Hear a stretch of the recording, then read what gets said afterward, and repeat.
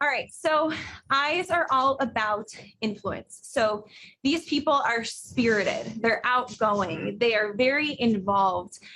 These people, talkative, emotional, they're very much so someone who doesn't want to do things on their own. They are people oriented. They want to work as a group. They want to be part of a team.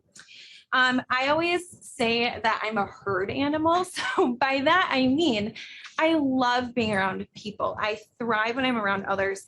And interestingly enough, I literally need people and sound around me to feel settled and to feel calm, which I think is the opposite for people who are not a high I. So people, and interaction is how a high I thrives.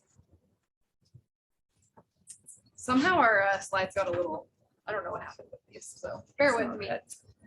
But we want to talk a little bit about what I personalities contribute to the team. So not only do we want you to be able to use this when you're working with clients, but also with other people that you're working with your own personal relationships, within our own workplace. Understanding this can help you just have better interactions with everybody that you that's in your life regardless. So generally, I personalities are creative problem solvers. They like to think outside of the box.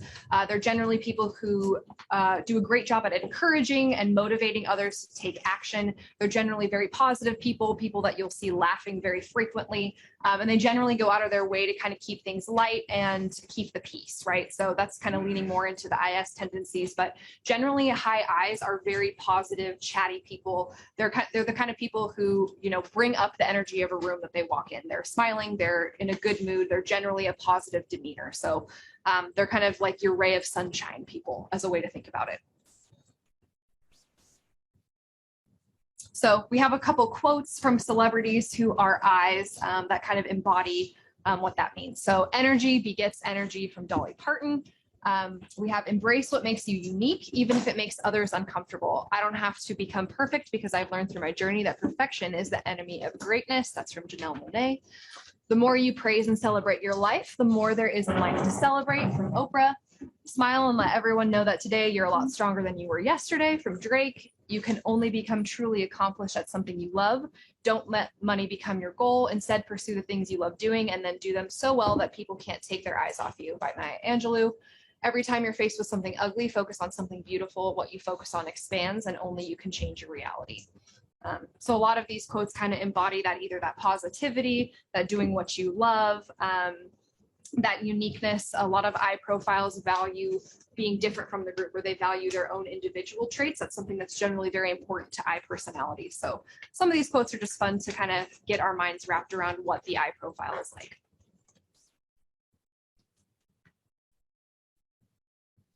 Perfect. So we've talked about a little bit about the pros of I personalities, but now we can talk about some potential weaknesses or cons. So as a general consensus, people who are high in their I profile are not good with detail. I can confirm this. I have to work very hard to be detail oriented because it does not come naturally to me. It never has, as somebody who operates in this profile.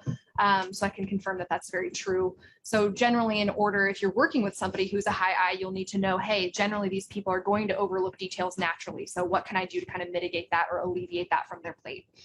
They're generally more concerned with people than with maybe tangible results or tasks. So another way that you'll sometimes see DISC displayed is people-oriented or task-oriented, right? So we have S's and I's are generally more people-oriented, whereas C's and D's are more task-oriented, right? So I's are generally more motivated by people than completing tasks. So that can kind of translate into different jobs that those profiles will have as well. And they're sometimes not great listeners because they want to talk so often. So even if they can come off as maybe disingenuous or as braggadocious because they want to speak so much. So that's something to be on the lookout for. They need to kind of tailor their own speech in order to become better listeners.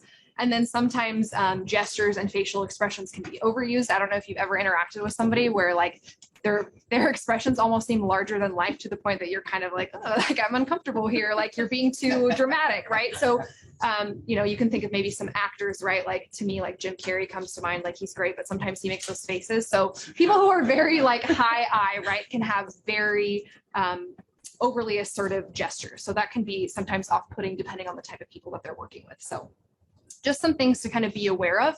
I mean, the reason I bring this up is if we know the weaknesses of people that we're working with or that we're dealing with, we can kind of look into the future and say, okay, if we know they're not good with detail or we know they're not good listeners, if I know that going into this, what can I do to make sure that they're listening to me or that they got the information that they needed, that they got these details, that, you know, we're able to work with this transaction. So for example, if you're going through an escrow with somebody who's a high I, they're probably going to be the people who don't sign the papers without an additional reminder or a text, or they're going to forget an initial on something, right? Like these are the people who you're going to generally have to hold their hand a little bit more through that detail oriented work.